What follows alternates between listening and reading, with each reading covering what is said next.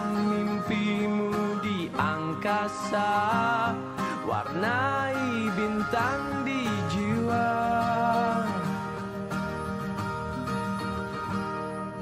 Menarilah dan terus tertawa, walau dunia tak seindah surga.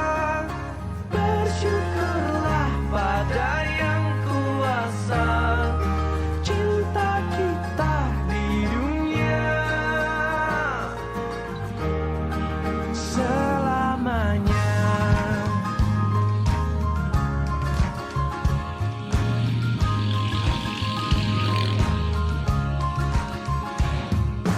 Cinta kepada hidup, memberikan senyuman abadi. Walau hidup kadang tak adil, tapi cinta lengkapi kita.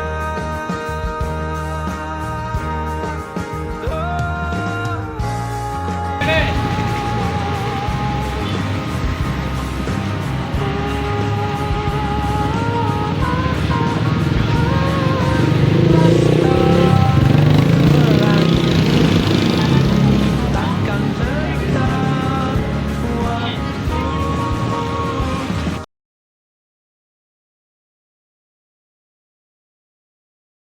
Bismillahirrahmanirrahim. Assalamualaikum warahmatullahi wabarakatuh. Waalaikumsalam warahmatullahi wabarakatuh. Yang terhormat Bapak Kepala SMP Negeri 1 Saburan, yang saya sayangi CGP Angkatan 11 dan teman-teman semua yang hadir pada hari ini pada acara diseminasi aksi nyata modul 1.4 budaya positif CGP Angkatan 11 SMP Negeri 1 Saburan Kabupaten Wonosobo dengan susunan acara sebagai berikut.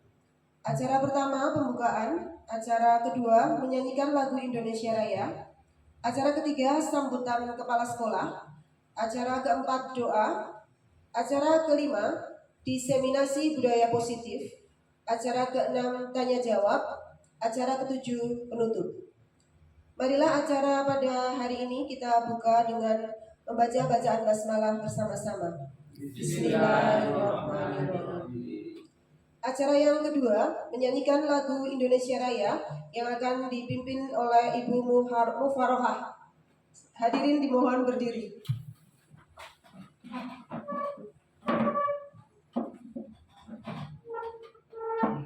Hiduplah Indonesia Raya.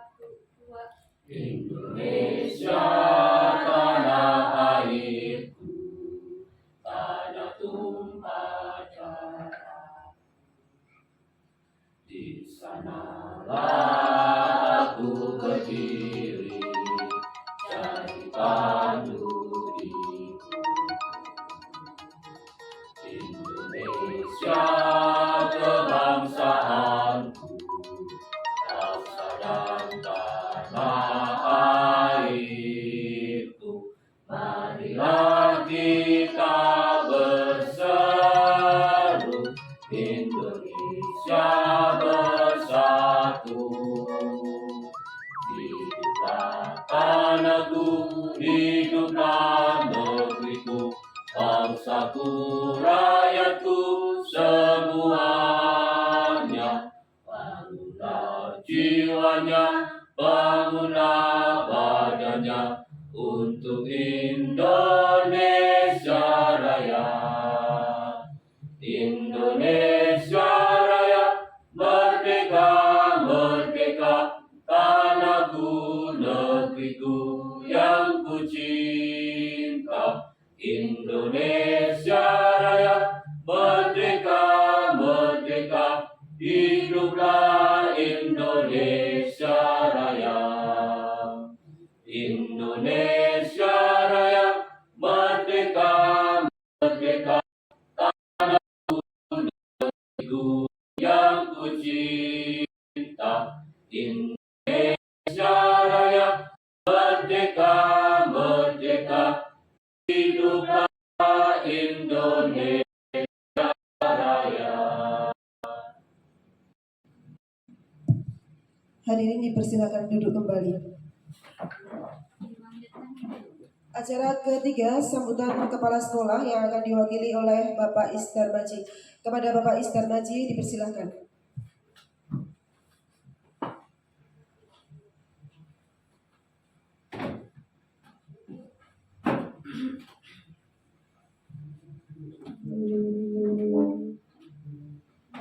Bismillahirrahmanirrahim. Assalamualaikum warahmatullahi wabarakatuh. Waalaikumsalam warahmatullahi wabarakatuh. Alhamdulillah pada siang ini kita bisa bertemu untuk melaksanakan diseminasi disiplin positif, di mana saya akan mewakili Bapak Kepala Sekolah yang hari ini tidak bisa hadir. Kegiatan ini dilakukan terkait pendidikan guru penggerak untuk mendiseminasikan kegiatan yang telah dilakukan di sekolah. Dalam hal ini untuk menumbuhkan budaya positif dalam pendampingan terhadap peserta didik. Budaya positif memiliki urgensi dalam pembentukan karakter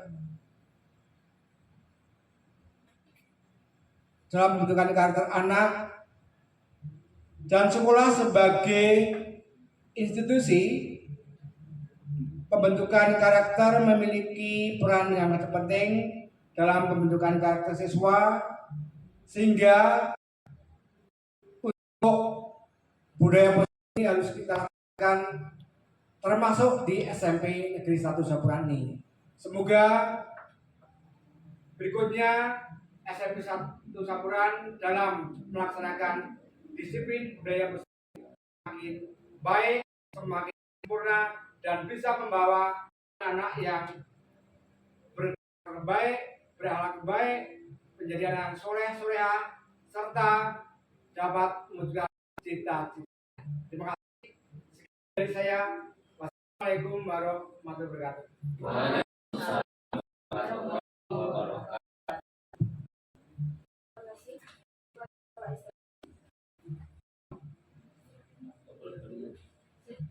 Doa yang akan dipimpin oleh Bapak Iwan Adi Prasetyo. Kepada Bapak Iwan Adi Prasetyo dipersilakan.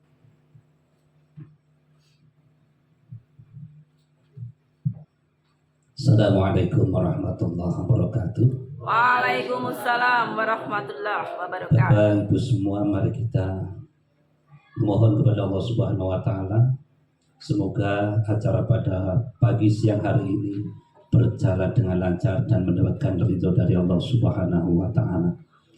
A'udzubillahi minasyaitonir rajim. Bismillahirrahmanirrahim. Alhamdulillahirabbil alamin hamdan syakirin hamdan na'imin hamdan yuwafi ni'ama wa zaka fi mazidah. Ya Rabbana lakal hamdu kama yanbaghi li jalali wajhikal karim wa 'azimi sultanik. Allahumma iftah lana futuhal arifin. Allahumma iftah futuhal arifin wa anshur 'alaina rahmataka wa dzakharal makasid ya dzal jalali wal ikram. Raditu billahi rabba wa bil islami dina wa bi Muhammadin nabiyya wa rasula. Rabbi zidni ilman warzuqni fahma. Allahumma inna nas'aluka ridhaka wal jannata wa na'udzubika min sakhatika wan nar. Rabbana atina fid dunya hasanah wa fil akhirati hasanah wa qina adzabannar. Sallallahu ala sayyidina Muhammadin wa ala alihi washabbihi wa sallam. Subhana rabbika rabbil izzati amma yasifun wassalamun alal mursalin walhamdulillahi rabbil alamin. Assalamualaikum warahmatullahi wabarakatuh. Terima kasih. Acara kelima, diseminasi budaya positif yang akan disampaikan oleh Ibu Retno Jiwani MPD. Kepada Ibu Retno Jiwani MPD dipersilakan.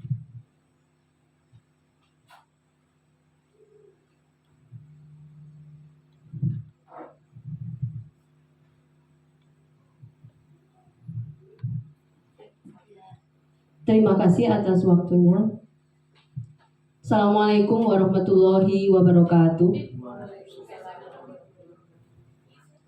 Yang terhormat Bapak Kepala SMP Negeri 1 Sapuran yang dalam hal ini diwakili oleh Bapak Isdarmaji SPD. Yang saya hormati rekan-rekan guru SMP Negeri 1 Sapuran beserta Bapak Ibu karyawan yang berbahagia. Marilah kita panjatkan puji syukur kehadirat Allah Subhanahu wa Ta'ala yang telah melimpahkan rahmat dan berkahnya, sehingga pada hari ini kita mendapatkan nikmat yang luar biasa, yaitu nikmat tergerak, sempat, dan sehat. Atau jika dibalik, sehat, sempat, dan tergerak. Jikapun sehat, jika tidak ada waktunya maka tidak bisa hadir di sini. Jikapun sehat dan punya waktu, jika hatinya tidak tergerak untuk mengikuti diseminasi ini, maka tidak akan juga berada di sini. Jadi mari kita ikrarkan ucapan syukur kita dengan mengucapkan hamdalah bersama-sama. Alhamdulillahirabbil alamin. Sholawat serta salam senantiasa kita aturkan kepada Nabi Agung Muhammad Shallallahu Alaihi Wasallam yang kita nantikan syafaatnya hingga yaumul kiamah nanti. Bapak Ibu yang saya hormati, terima kasih kehadiran Bapak Ibu dan mohon maaf menyita waktu Bapak Ibu di jam setelah pelajaran ini. Saya di sini akan menyampaikan tentang diseminasi budaya positif yang berisi hal-hal yang kami pelajari dalam pendidikan guru penggerak angkatan 11. Diseminasi artinya sebuah proses penyebaran informasi atau pengetahuan kepada khalayak luas. Tujuannya untuk menyebarkan hasil penelitian, temuan, inovasi dalam masyarakat umum, baik berupa publikasi, presentasi, atau aktivitas lainnya. Nah, Bapak Ibu yang saya hormati, karena ini urusannya dengan budaya positif, mohon silakan dijawab dengan setuju atau tidak setuju. Yang pertama, hukuman dapat mendisiplinkan anak. Menurut Bapak Ibu, ini setuju atau tidak? Sebuah hukuman dapat mendisiplinkan anak. Baik, nomor 2, pemberian hukuman dengan hal positif seperti membaca, membersihkan halaman sekolah, atau membersihkan WC. Nah, apakah itu dapat meningkatkan disiplin anak? Tidak. Baik. Yang ketiga, memberi penghargaan dapat meningkatkan motivasi belajar anak. Setuju. Baiklah. Nah, ini ada 8 konsep inti dalam budaya positif yang kami pelajari dan hari ini akan saya diseminasikan. Yang pertama, perubahan paradigma belajar, kemudian disiplin positif, nilai-nilai kebajikan, kebutuhan dasar manusia, motivasi perilaku manusia, posisi kontrol guru, keyakinan kelas, dan segitiga restitusi. Saya yakin Bapak Ibu sebenarnya sudah mendapatkan ini juga di PMM ya Bapak Ibu, akan tetapi barangkali kita bisa lebih mendalaminya dalam kegiatan hari ini. Nah, Bapak Ibu yang saya hormati, yang pertama akan kita bahas adalah perubahan paradigma belajar menurut Dr. William Glasser. Jadi selama ini atau sebelum yang ditemukan oleh William Glasser selama ini, bahwa ilusinya itu guru itu pasti bisa mengontrol murid. Kemudian yang kedua, jadi ada ilusi-ilusi seperti ini, bahwa guru itu mengontrol muridnya. Kemudian bahwa semua pengetahuan positif itu pasti efektif dan bermanfaat. Padahal tidak semua pengetahuan positif itu akan efektif bagi semua orang. Gitu. Jadi ini sebuah ilusi-ilusi yang ditemukan oleh William Glasser. Kemudian yang ketiga, ilusi bahwa kritik akan membuat orang merasa bersalah dan menguatkan karakter. Kemudian yang terakhir, ilusi bahwa orang dewasa memiliki hak untuk memaksa orang yang lebih muda. Gitu. Ini adalah ilusi-ilusi yang ditemukan oleh William Glasser. Nah, saat ini sudah terjadi perubahan dalam paradigma belajar. Apa saja itu? Perubahan paradigma pembelajaran terjadi dari paradigma yang berfokus pada guru menjadi pembelajaran yang berfokus pada peserta didik. Perubahan belajar dengan paradigma baru merupakan pembelajaran yang dirancang berdasarkan prinsip pembelajaran berdiferensiasi yang kita tahu. Saya kira Bapak Ibu semua sudah membuka topik diferensiasi di PMM, bahwa kita itu seharusnya saat ini melakukan pembelajaran yang berpihak pada murid, yang membedakan prosesnya, kontennya, produknya, sehingga setiap murid yang berbeda-beda ini bisa mencapai tujuan pembelajaran yang sama. Ini sehingga para peserta didik belajar sesuai kebutuhannya berdasarkan tahap perkembangan, sesuai teori psikologi modern untuk mewujudkan tujuan nasional, yaitu pelajar yang berprofil pelajar Pancasila. Begitu ya Bapak Ibu. Jadi sudah ada perubahan paradigma belajar yang seharusnya sekarang ini kita juga sudah mulai menyadari bahwa barangkali masih ada yang merasa seorang guru itu pasti bisa mengontrol muridnya. Nah, saya kira sekarang sudah cukup menyadari bahwa generasi sekarang itu agak sulit ya Bapak Ibu. Nah, kemudian ini perubahan paradigma dari stimulus respon ke teori kontrol atau teori pilihan. Siapa sesungguhnya yang memiliki kontrol? Mari kita sambil merenungkan apa yang sudah kita lakukan selama ini. Siapa sesungguhnya yang memiliki kontrol? Kita mencoba mengubah orang agar berpandangan sama dengan kita. Pernah kita melakukannya? Saya yakin pernah. Kita berusaha mencoba mengubah orang agar berpandangan sama dengan kita. Apakah berhasil? Saya yakin 90% juga tidak berhasil. Nah, di teori kontrol yang perubahan paradigma ini, kita itu berusaha memahami pandangan orang lain tentang dunia. Jadi bukan kita memaksakan pandangan kita pada orang lain, tetapi kitalah yang berusaha memahami pandangan orang lain terhadap dunia. Begitu. Kemudian yang kedua, perilaku buruk dilihat sebagai suatu kesalahan orang lain yang bisa mengontrol saya. Perilaku buruk dilihat sebagai suatu kesalahan orang lain yang bisa mengontrol saya. Nah, itu kita ubah menjadi bahwa semua perilaku, baik itu baik itu guru maupun murid, bahwa semua manusia itu berperilaku pasti memiliki tujuannya masing-masing.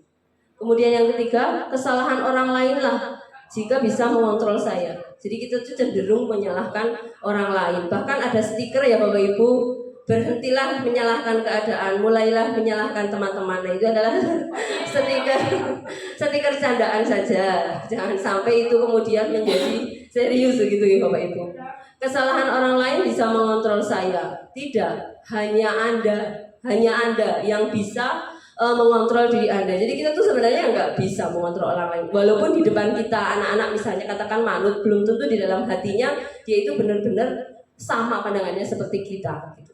Jadi yang bisa mengontrol itu ya hanya Anda sendiri, mengontrol diri Anda. Kemudian yang ini bawahnya saya sampaikan tadi, saya bisa mengontrol orang lain. Tidak, saya kira kita punya banyak pengalaman ya, anak-anak yang di depan kita iya, kemudian ternyata di belakang saat tidak ketahuan itu dia tidak mengikuti apa yang kita sampaikan. Itu artinya kan sebenarnya kita tidak bisa mengontrol. Kemudian pemaksaan ada saat bujukan gagal. Nah, ini juga sering terjadi bahwa awalnya membujuk pelan ini memang zaman dulu sepertinya pemahamannya seperti ini. Seingat saya waktu saya sekolah bahwa bujuk dulu pelan-pelan nggak bisa, maka nanti dipaksa gitu. Nah, akan lebih baik jika menggunakan kolaborasi untuk menciptakan pilihan-pilihan baru. Jadi anak-anak itu diberi pilihan, bukan dipaksa gitu.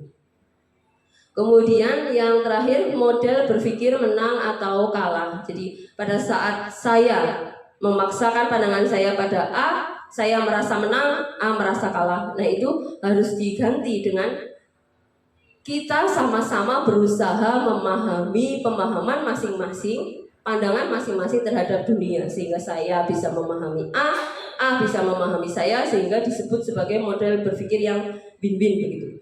Model berpikir menang-menang. Nah, kemudian dari paradigma belajar yang pergeseran dan berubah ini muncullah sebuah istilah yang kita akhir-akhir ini ya, sejak PMM ya Bapak Ibu kenal sekali dengan kata disiplin positif. Kalau di matematika itu ada bilangan positif, negatif, dan nol, tapi disiplinnya positif, tidak ada negatif dan nol. Disiplin positif berasal dari bahasa Latin disiplina yang artinya belajar. Secara umum, disiplin positif adalah pendekatan untuk menerapkan disiplin dari dalam diri anak tanpa diberi hukuman maupun iming-iming hadiah. Gitu. Jadi berusaha menerapkan disiplin dari dalam diri anak. Disiplin positif perlu diterapkan baik di lingkungan keluarga maupun lingkungan sekolah. Kemudian tujuannya adalah menumbuhkan kesadaran serta memberdayakan anak mandiri melakukan sesuatu tanpa hukuman, sogokan, ancaman maupun hadiah. Jadi tidak ditakut-takuti, tapi juga tidak diiming-imingi hadiah. Jadi netral begitu, tapi dia tetap melakukan sebuah hal yang baik. Sebagai pendidik, tujuan kita adalah menciptakan peserta didik yang memiliki disiplin diri, sehingga mereka berperilaku mengacu kepada nilai-nilai kebajikan universal dan memiliki motivasi intrinsik dalam perubahan perilaku ke arah lebih baik. Nah, disiplin sangat penting untuk diajarkan dan dibiasakan pada anak sejak dini. Tetapi saya yakin ini memang sebuah yang sangat panjang, mengubah pemikiran anak-anak agar menyadari bahwa dirinya itu seharusnya melakukan hal yang baik-baik saja, begitu, tidak melakukan hal-hal negatif untuk memenuhi kebutuhan dirinya. Nah, nilai-nilai kebajikan, apa itu nilai-nilai kebajikan? Yaitu nilai yang disepakati bersama, lepas dari suku, agama maupun bahasa, apalagi latar belakang ekonomi dan apapun itu. Nah, nilai-nilai kebajikan ini yang nanti kita yakini, diharapkan anak-anak tuh meyakini nilai kebajikan. Contohnya apa? Contohnya yang sudah jelas itu di profil pelajar Pancasila. Beriman, bertakwa, kemudian berkebinekaan global, gotong royong, mandiri, kreatif, bernalar kritis. Contohnya misalnya satu nilai saja, anak meyakini nilai mandiri, maka dia tanpa diminta oleh guru, tanpa diminta orang tua, dia akan mematuhi jadwalnya sendiri, menyelesaikan tugasnya sendiri, tanpa ancaman hukuman maupun iming-iming hadiah. Nah, jadi kita harapkan anak-anak ini memiliki disiplin diri untuk melaksanakan nilai-nilai kebajikan ini. Ini contoh-contoh nilai kebajikan ada banyak sekali ya Bapak Ibu. Toleransi, rasa hormat, integritas, menghargai, empati. Sering ya kita lihat anak-anak temannya jatuh tertawa. Ya. Nah ini kan sebenarnya ya sih gimana ya? Memang cukup biasa ya jika temannya jatuh kemudian yang lain tertawa. Ini sebenarnya kan ada nilai kebajikan empati di sana. Seharusnya kan pertanyaannya kamu nggak apa-apa begitu, bukan hahaha. Ya ini perjalanan panjang sekali lagi yang perlu kita dampingi anak-anak ini. Nah, salah satu cara memang untuk menerapkan disiplin positif atau agar anak-anak meyakini nilai-nilai kebajikan ini yang bisa kita lakukan sebagai orang di luar dirinya, itu otomatis adalah sebuah pembiasaan. Ya, walaupun pembiasaan itu kan eksternal ya, dari luar, dari kita kepada murid, bukan dari diri, tetapi kita akan selalu berharap bahwa pembiasaan-pembiasaan yang kita lakukan ini dapat menumbuhkan rasa dalam diri siswa untuk menjalaninya tanpa sebuah kewajiban saja gitu. Ini contohnya Jumat Bersih yang di sekolah kita ya Bapak Ibu.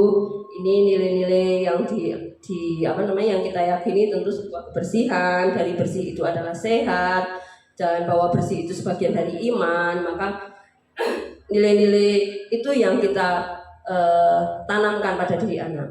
Kemudian budaya 5S di sekolah kita, ini adalah pembiasaan yang sudah kita lakukan selama ini. Kemudian kegiatan keagamaan, ini tentu nilai kebajikan, beriman dan bertakwa kepada Tuhan Yang Maha Esa. Kemudian di sekolah kita juga kan ada yang tidak muslim. Nah itu kan kita juga sudah memberikan ruang pada saat ada kegiatan keagamaan, maka yang non muslim bersama dengan guru yang non muslim untuk melakukan ibadah sesuai dengan keyakinannya. Bapak Ibu yang saya hormati, yang selanjutnya adalah posisi kontrol guru. Posisi kontrol guru. Nah, saat saya sampaikan ini, nanti mari kita juga merenungkan, kita seringnya sebagai guru yang seperti apa? Kita seringnya sebagai guru yang seperti apa selama ini?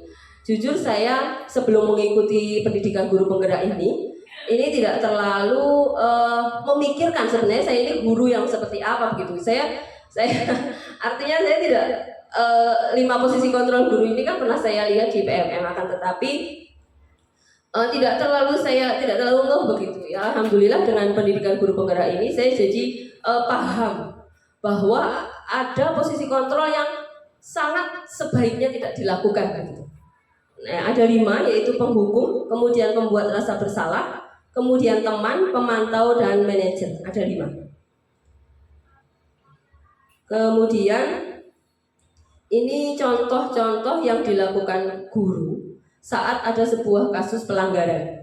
Kasus pertama, siswa tidak memakai atribut lengkap saat upacara. Nah, jika guru itu berposisi sebagai teman, maka guru itu akan mengatakan begini, ayo dong, ikuti aturan sekolah, tolong bantu ibu bapak ya sekali ini ya udah tidak apa-apa, tapi lain kali jangan berbuat seperti ini lagi ya. Gitu. Itu kalau kita berposisi sebagai teman, artinya kadang kalau berposisi sebagai teman itu kayak mengizinkan gitu, ya udahlah nggak apa-apa gitu, agar mereka tidak membenci kita. Jadi tujuannya umumnya tuh guru berposisi sebagai teman itu jika untuk mendekati anak juga ya, agar tidak takut pada gurunya begitu. Kemudian jika pemantau, maka yang dikatakan adalah begini, kamu sudah melanggar peraturan sekolah, kamu tahu konsekuensinya gitu. Setelah upacara kamu beri atributnya ke koperasi dan jangan diulangi lagi. Wajahnya tidak terlalu seram saat menjadi pemantau ini, tetapi juga tidak senyum, tidak seperti kalau jadi teman itu kita gini, ayolah begitu. Nah, itu kalau guru sedang berposisi sebagai teman. Kemudian yang sebelahnya adalah pemantau. Lanjut, ada kasus berikutnya, siswa tidak memakai atribut kasusnya sama. Kemudian kalau sebagai penghukum itu tidak tanya seorang guru yang berposisi sebagai penghukum itu begitu lihat ada yang atributnya tidak lengkap langsung begini, kemudian hormat pada bendera 1 jam gitu. Tidak senyum langsung begitu. Nah, itu adalah kita sedang memposisikan diri sebagai seorang penghukum gitu. Kemudian yang berikutnya kalau berposisi sebagai pembuat rasa bersalah. Nah, ini kayak gini contohnya. Berapa kali sih Bapak Ibu harus memberitahu kalian, kamu selalu saja mengecewakan ibu bapak gitu. Jadi membuat anak itu merasa bersalah pada kita. Atau bisa juga kadang ditambahi, kamu gak kasihan sama ibumu yang jualan di pasar? Kamu tahu kan berangkat sekolah ke sini dikasih uang itu dari ibumu yang bekerja. Kamu nggak sedih kalau mengecewakan orang tuamu, kamu nggak sedih kalau ibumu sedih, begitu ya, hal-hal seperti itu. Jadi itu disebut posisi kita sedang menjadi pembuat rasa bersalah. Nah, yang terakhir adalah sebagai manajer. Yang dilakukan adalah pertama tanyakan, apakah kamu tahu kesalahanmu? Nah, dia jawab. Lalu kira-kira bagaimana kamu memperbaiki kesalahanmu? Gitu. Ini adalah manajer. Kemudian manakah di antara 5 ini yang paling ideal? Manakah yang di antara 5 ini yang paling ideal? Di antara 5 ini manakah yang paling ideal? Yang paling ideal adalah manajer. Tetapi untuk teman dan pemantau ini masih positif untuk dilakukan. Dalam arti terkadang ada kasus-kasus yang kita butuh anak benar-benar bisa terbuka, maka mari posisikan diri sebagai teman gitu. Ini diskriminasi ya Bapak Ibu, jadi hanya yang saya di materi yang saya dapat begitu. Oke, jadi sekali lagi, yang paling ideal yang mana adalah sebagai manajer. Jadi bertanya dulu salah apa, pastikan anak menyadarinya, kemudian anak itu didampingi, ditanya-tanyai dengan halus sehingga dia itu paham bagaimana cara memperbaiki kesalahannya itu. Jadi solusi dari memperbaiki kesalahannya itu dikatakan sendiri, ditemukan sendiri oleh anak, bukan dari kita. Berbeda dengan pemantau. Kalau pemantau itu kan jelas ya, sudah ada kesepakatan di tata tertib sekolah. Tidak pakai atribut lengkap, beli. Gitu. Contohnya seperti itu. Nah, kemudian untuk yang negatif sekali adalah penghukum dan pembuat rasa bersalah. Nah, ini sebaiknya sangat kita hindari ya Bapak Ibu, karena penghukum itu menyakiti sekali. Kemudian, nah coba posisi kontrol, apakah saya kesegawa sekali dengan kamu? Ini yang mana? Pembuat rasa Jos, pembuat rasa bersalah. Kemudian posisi kontrol, apakah aku? Ayolah, kamu harus berusaha, kamu pasti bisa. Apa ini ya? Teman bisa, kan ada kata-kata ayolah. Iya, betul sekali. Wah, keren. Bapak Ibu guru di sini keren-keren memang. Kemudian ini, kamu selalu terlambat. Kamu harus berdiri di bawah tiang bendera 1 jam. Ini jelas ya, penghukum. Apa rencanamu untuk menyelesaikan masalah ini? Nah, ini pertanyaan. Ya, ideal. Pasti yang manajer gitu. Kalau Pak Iwan Adi, Pak Iwan Adi, kamu selalu terlambat. Kamu sering begini nggak Pak Iwan Adi? Nah, kemudian tadi kita sudah bahas di awal mengenai nilai-nilai kebajikan. Nah, ini yang kita harapkan bahwa nilai-nilai itu masuk dalam diri setiap siswa, benar-benar diyakini dan dilaksanakan dengan kemauan sendiri. Itu adalah mimpi kita bersama. Nah, untuk mewujudkan itu kita perlu nih menyusun bersama-sama antara kita dengan anak-anak sebuah keyakinan kelas. Saya kira Bapak Ibu semua sudah membuat ya, di sekolah ini semua sudah membuat, tetapi apakah bentuk yang dibuat ini masih berupa peraturan atau kesepakatan kelas, ataukah sudah berbentuk sebuah keyakinan kelas? Apa bedanya? Ini, mengapa keyakinan kelas, mengapa bukan peraturan kelas? Nah, apa bedanya? Keyakinan kelas adalah nilai-nilai kebajikan yang tadi saya sampaikan di awal, atau prinsip-prinsip universal yang disepakati bersama untuk dilaksanakan dan diyakini. Kemudian seseorang akan lebih bersemangat untuk menjalankan keyakinan daripada sekedar mengikuti peraturan. Gitu. Jadi dengan keyakinan ini akan lebih bisa diikuti anak-anak begitu. Ini keyakinan kelas itu sifatnya apa? Sifatnya abstrak. Tadi contohnya kayak tanggung jawab begitu. Kemudian rasa hormat, menghargai, mandiri begitu. Jadi sifatnya seperti abstrak begitu. Kemudian berupa pernyataan universal, jadi secara umum, bukan mengembalikan barang ke tempatnya begitu kan, detail gitu. Tidak yang seperti itu, tapi yang umum, tanggung jawab. Kemudian dibuat dalam pernyataan positif, jadi bukan negatif. Tidak terlambat, bukan begitu, tetapi menghargai waktu. Jadi dibuatnya dalam kalimat positif. Kemudian sedikit saja, tidak usah banyak-banyak agar mudah diingat. Kemudian sesuai dengan kondisi kelas dan sekolah sehingga mudah diterapkan. Nah, ini oleh karena itu yang namanya keyakinan kelas itu memang unik. Artinya saya sebagai guru matematika, barangkali keyakinan kelas di matematika saya tidak sama dengan keyakinan kelas di pelajaran matematika guru lain, itu juga tidak masalah. Semua warga sekolah atau warga kelas dilibatkan saat membuat keyakinan kelas. Nah, ini harus dilibatkan. Tidak boleh dibuat oleh gurunya sendiri. Ini loh keyakinan kelas kita, taati ya. Nah, itu namanya bukan membentuk pembentukan keyakinan kelas, tapi menjadi pemaksaan keyakinan kelas. Nah, ini yang sudah saya lakukan Bapak Ibu, pembuatan keyakinan kelas. Awalnya sebelum saya mengikuti pendidikan guru penggerak ini, saya tuh buatnya kesepakatan kelas. Jadi waktu itu saya pikir sama.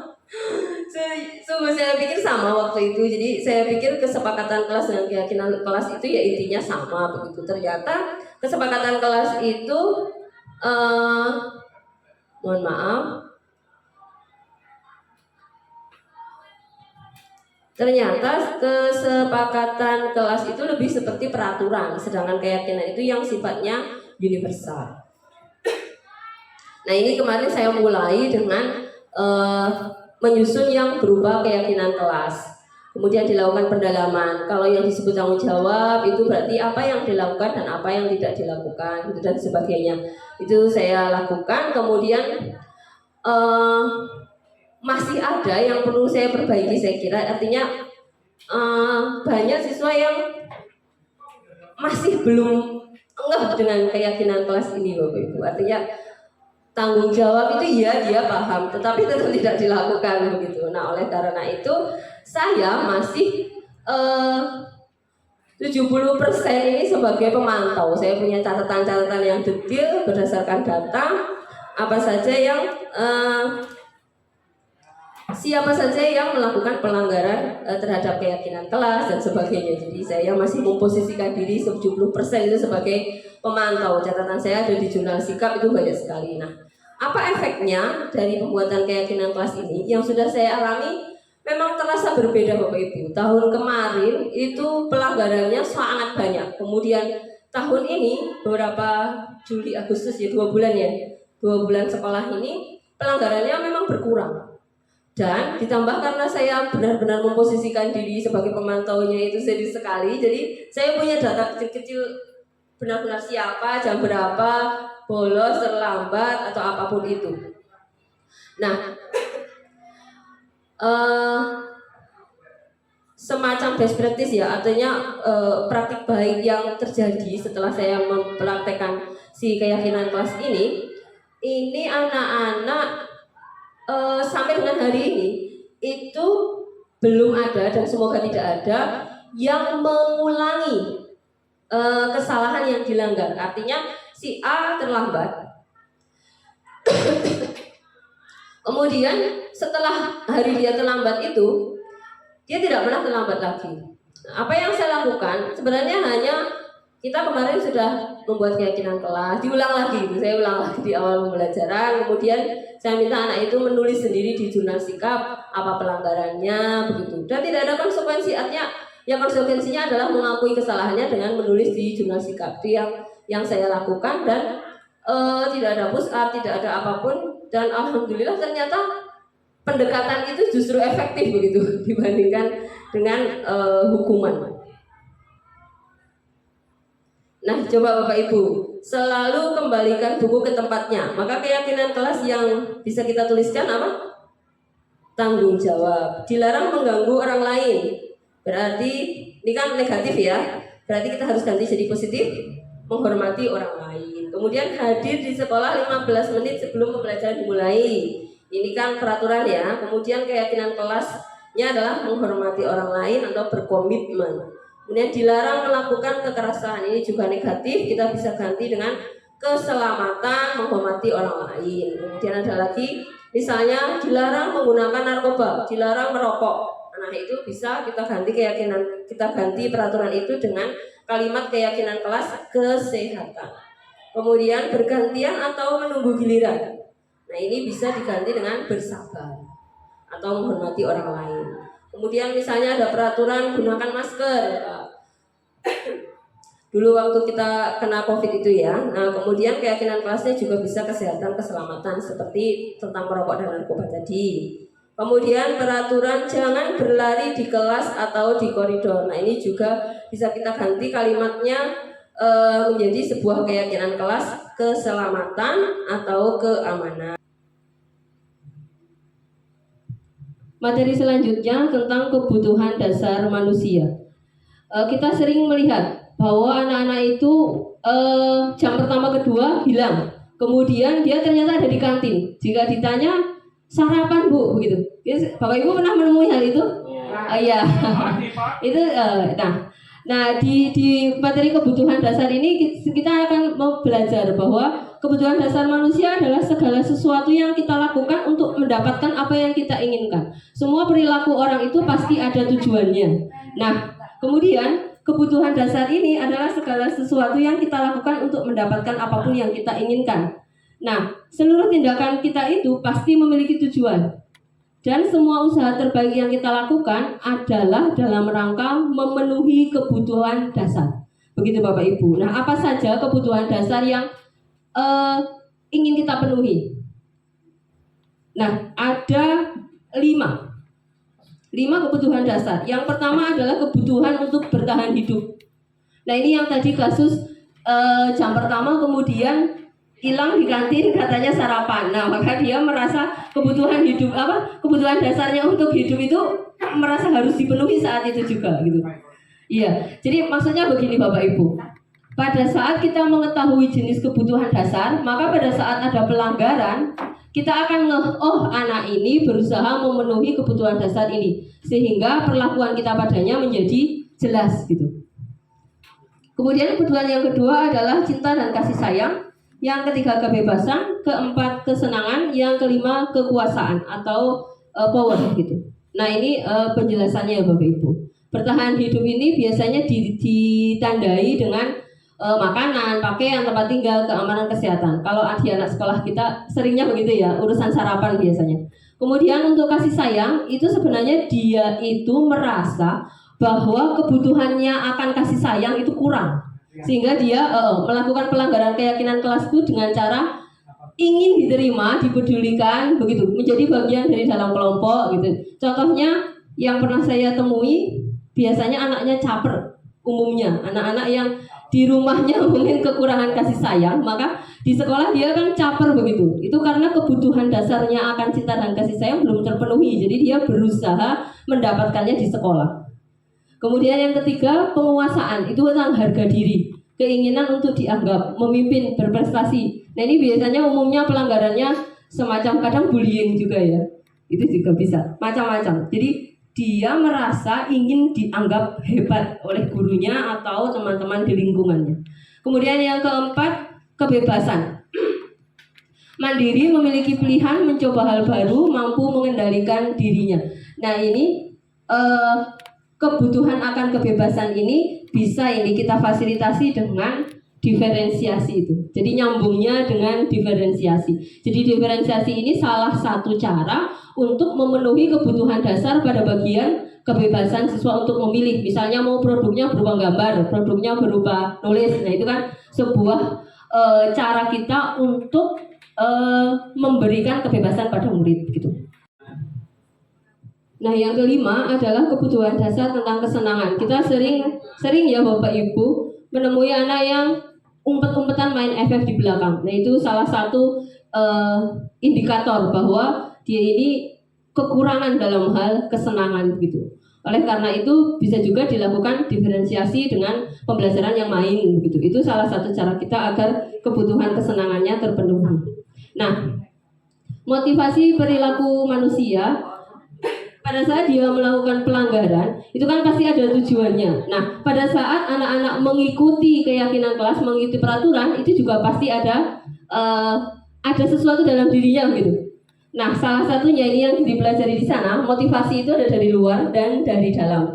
Nah, dari luar ini sebagian, setahu saya ya, kalau siswa sini sebagian besar itu untuk menghindari ketidaknyamanan. Pada saat kita tidak mengerjakan tugas, maka kita nanti gurunya akan mengerjakan tugas. Nah, dia tidak mau merasakan ketidaknyamanan dengan ditanya-tanyai gurunya, maka dia otomatis akan selalu mengikuti peraturan. Kemudian yang kedua, untuk mendapatkan imbalan atau penghargaan dari orang lain. Tadi Bapak Ibu setuju ya, katanya penghargaan itu dapat meningkatkan motivasi. Ya, tetapi tidak seluruh penghargaan itu kemudian nanti bisa menjadi positif untuk anak-anak. Bisa jadi pada saat kita hentikan, maka motivasinya itu tiba-tiba hilang.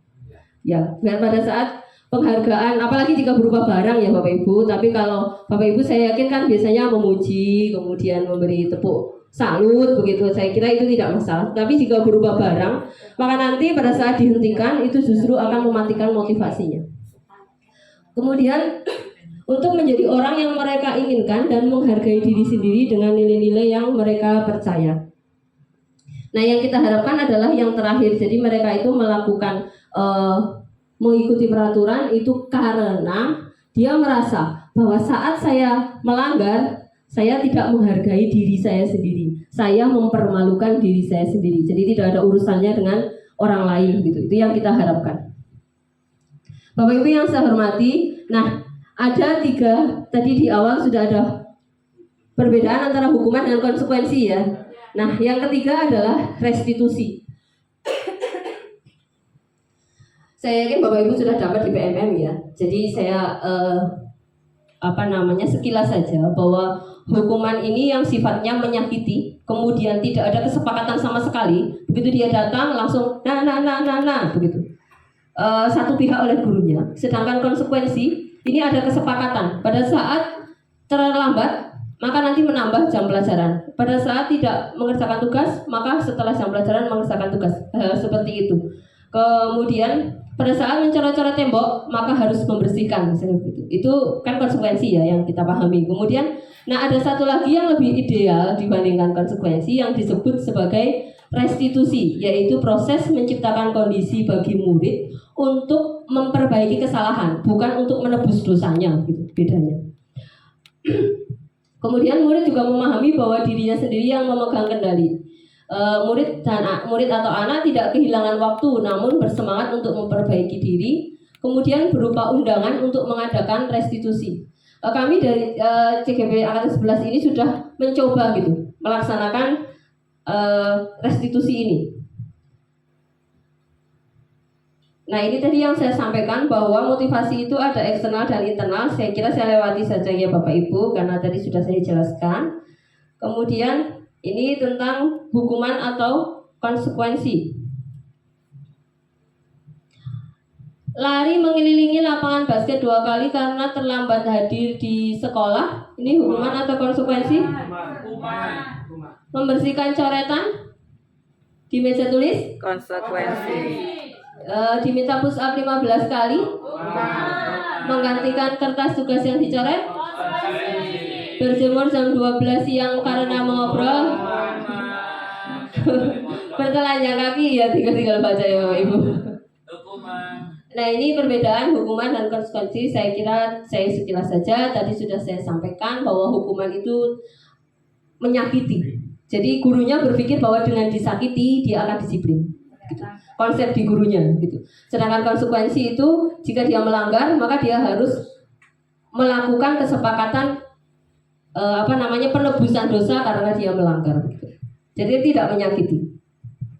Sedangkan restitusi ini yang tadi saya sampaikan.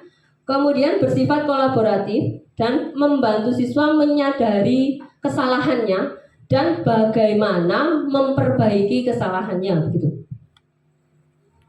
Nah, ini melakukan restitusi itu caranya bagaimana sekarang masalahnya gitu. Kalau hukuman konsekuensi kan sudah jelas. Nah, bagaimana cara kita melakukan restitusi tadi, menyadarkan anak. Nah, ada yang disebut bagaimana cara menstabilkan identitas. Yang pernah saya lakukan ini, ada satu siswa yang namanya Fatan. Ini dia membuat temannya menangis. Jadi pada suatu jam istirahat, Fatan ini melihat hasil pekerjaan Ica kelas 9A. Kemudian Fatan dapat 90, si Ica mendapat 60. Nah, kemudian si Fatan itu bilang begini. Ini kejadiannya ya setelah saya tanyai.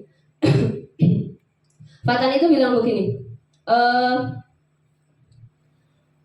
Nah, makanya belajar yang rajin kamu tuh gitu. Nah, biar nilainya tuh bagus kayak aku, nggak 60. Nilai aku kejadiannya jelek gitu kan, karena berarti kamu belajarnya kurang rajin gitu. Nah, ternyata dikatai begitu, Ica tuh langsung menangis waktu itu. Nah, kemudian karena tiba-tiba teman-temannya datang, Fatan kabur. Begitu tidak sempat bicara apa-apa pada Ica. Nah, hal itu sampai ke saya, kemudian saya panggil Fatan. Nah, menstabilkan identitas itu pertama saya tanya, tadi ada kejadian apa pada saat istirahat. Nah, Fatan bercerita.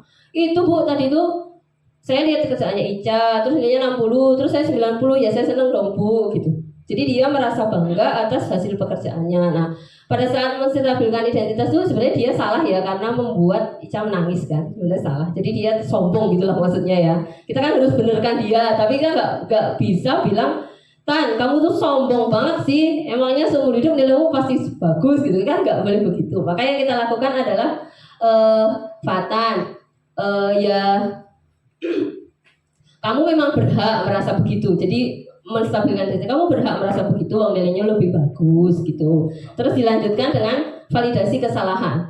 Kamu pasti punya alasan, ya kamu patut bangga karena nilaimu lebih bagus daripada Ica gitu. Jadi kayak memvalidasi kesalahan itu seolah-olah kita mengiyakan kesalahannya begitu. Baru nanti dimasuki dengan menanyakan keyakinan, dijembatani.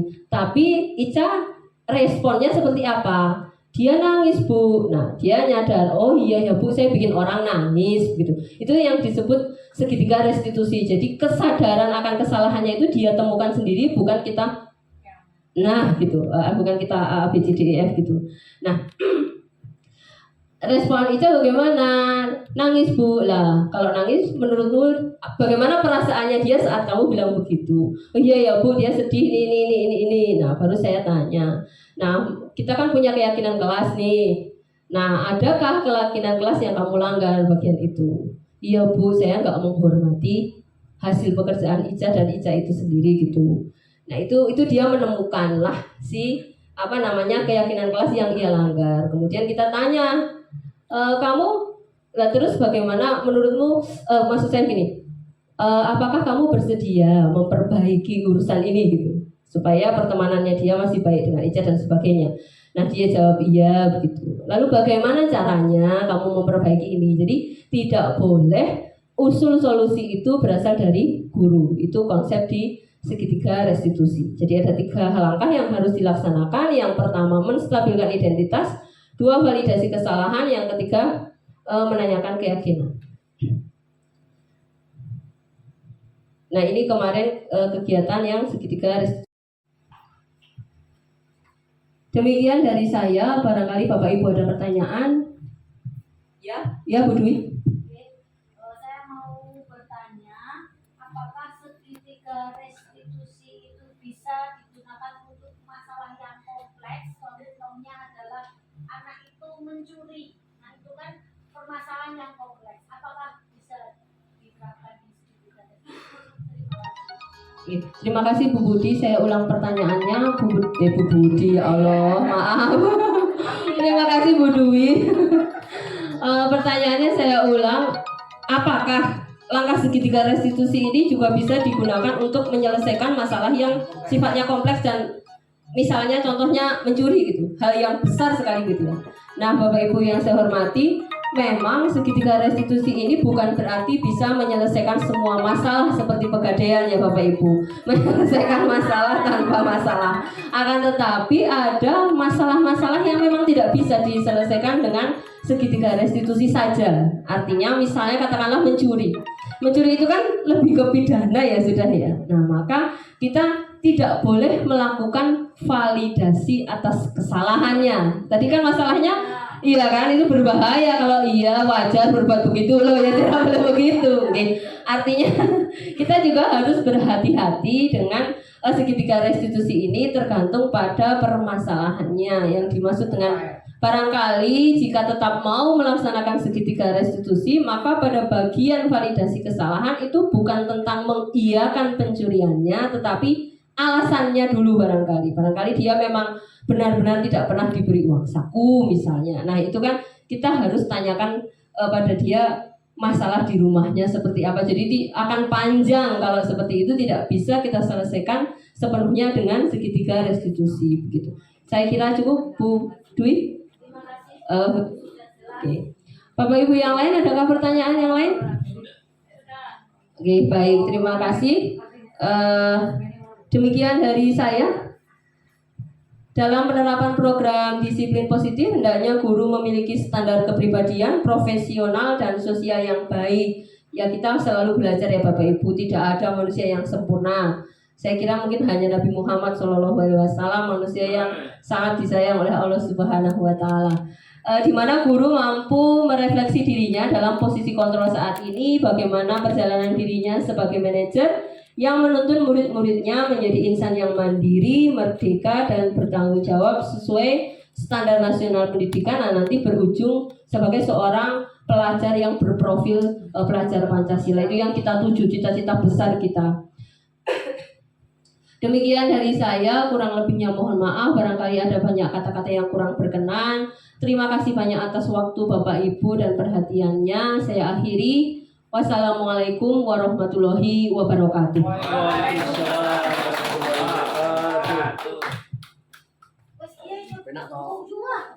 Juhani yang sudah menyampaikan diseminasi budaya positif. Acara yang ketujuh adalah penutup. Sebelum acara ini ditutup terlebih dahulu, saya pribadi mohon maaf apabila dalam membersamai Bapak Ibu ada tutur kata yang tidak berkenan. Marilah acara pada hari ini kita tutup dengan membaca bacaan hamdalah bersama-sama. Alhamdulillahirabbil alamin. Billahi taufik wal hidayah. Assalamualaikum warahmatullahi wabarakatuh. Waalaikumsalam warahmatullahi warahmatullahi wabarakatuh. Assalamualaikum warahmatullahi wabarakatuh. Bapak fasilitator, Bapak Ibu PP, Bapak Ibu guru SMP Negeri 1 Sapuran, dan rekan-rekan yang barangkali ikut menonton video ini, salam sehat dan bahagia.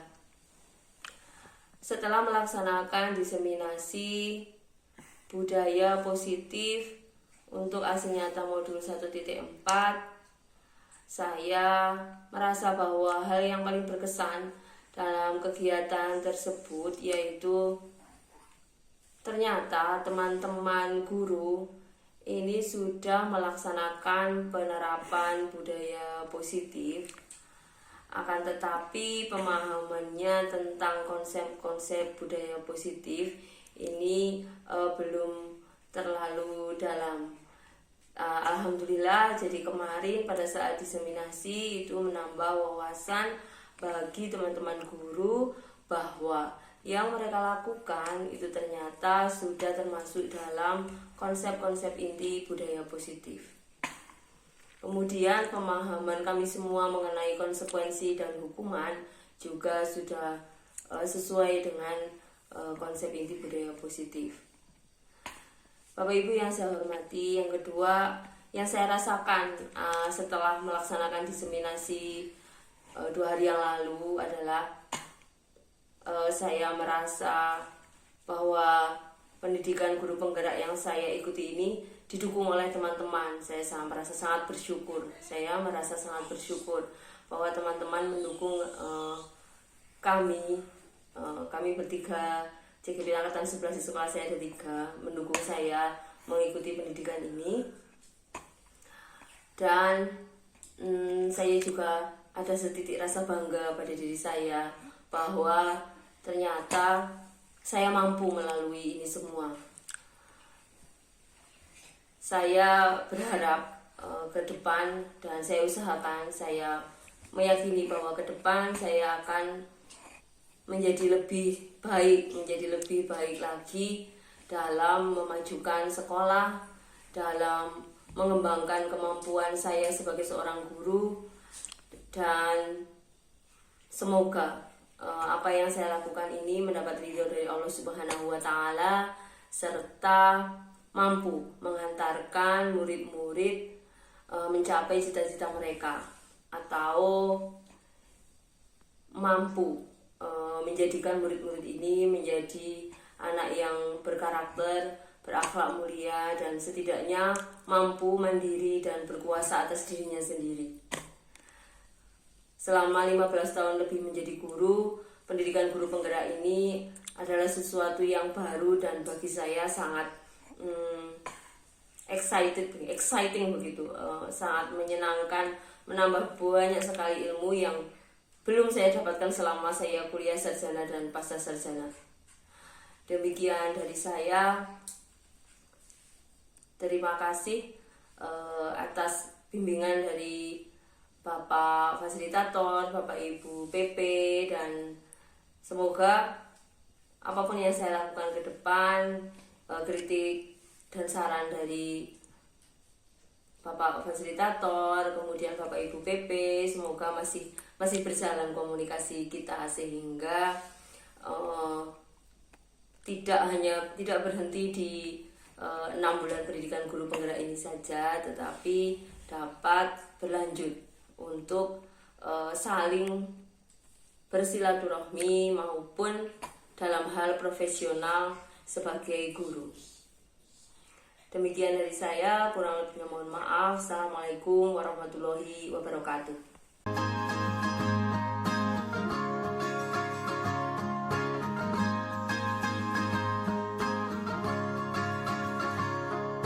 Mimpi adalah kunci untuk kita menaklukkan dunia. Berlarilah tanpa lelah sampai engkau meraihnya. Laskar pelangi takkan terikat waktu. bebaskan mimpimu di angkasa, warnai bintang di jiwa.